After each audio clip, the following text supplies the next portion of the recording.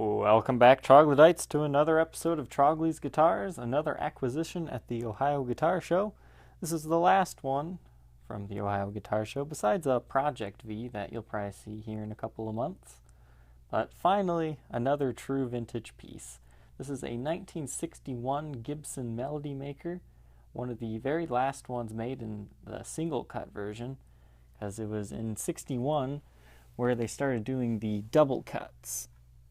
But this one still has the typical Les Paul body on it, and it's in pretty good condition for its age, being from 1961. It's had very few things switched out. Honestly, only one thing switched out, but it is in great playing shape and ready to be played. Alright, so first off, the tuners are still original, and let's see, yeah, it's this guy. This guy's a little bent. There, you can kind of see it. He's a little bent. It still functions. These tuners are very stiff. I would suggest replacing them if you're gonna want to gig with this guitar. I mean, if you want to keep it original just for being original, I mean, they're perfectly functional, but they're not the best fitting tuners. They rattle when you play. I don't know if you can kind of hear that, but it does have a kind of a rattle. I believe that's coming from the tuner bushings there. So not 100% necessary, but you know, keeping these things vintage correct tuner-wise, most of them that come through get Grovers or something. As you can see, there is some light dings on the side, just where the finish is kind of missing. It's a well-played guitar. This was kind of what I would consider a cowboy guitar. Basically, they played in their cowboy chord area. You can see the fret wear up until about, well, that's about the 5th fret, and then it looks like they never even used it up here. So you do have wear up here, but it doesn't affect your playability as of right now. Beautiful Brazilian rosewood fretboard that I just cleaned and oiled. It's looking great. Now, yes, I forgot one thing. It looks like the nut's been replaced. Looks like a nylon nut.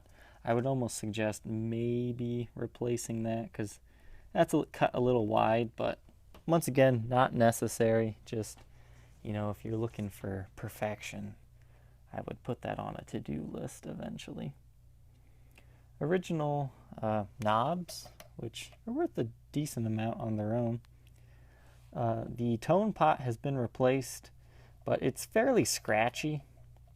Like, it's not too bad, but it's not perfect. I would say if you're recording with this guitar, that might annoy you, but if you're just, you know, playing the guitar, you'll be okay with that. When that tone pot was originally replaced, the grounding wire to the bridge fell out. So you can kind of see it here, right there. It's just kind of, instead of feeding it straight through that hole where it was and pulling the bushing out, they just kind of wrapped it around that tailpiece and screwed it back down in.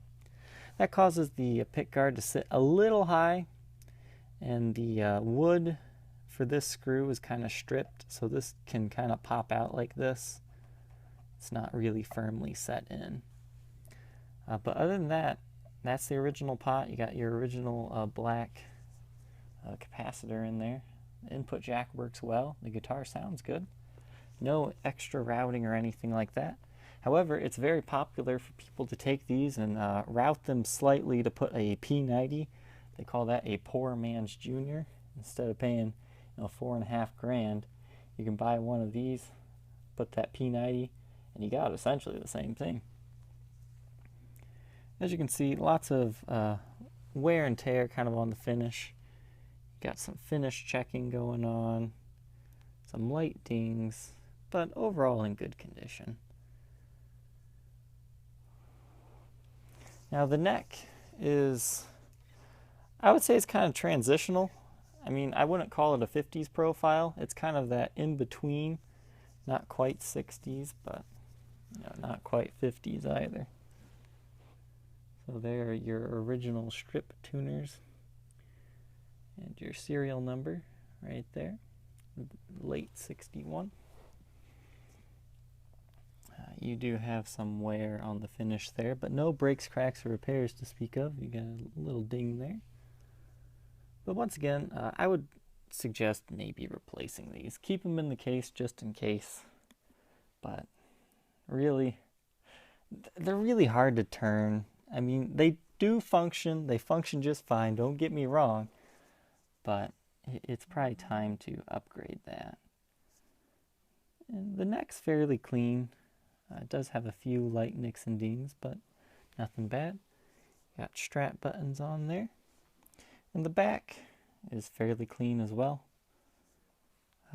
You do have a little bit of buckle rash here. That's the only area where it breaks the finish. The rest of it's just kind of like indentated into the finish, which is kind of interesting there.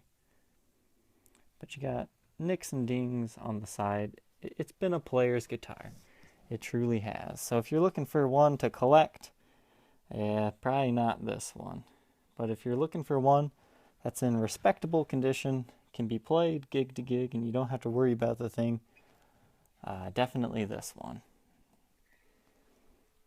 It does come in a non-original hardshell case.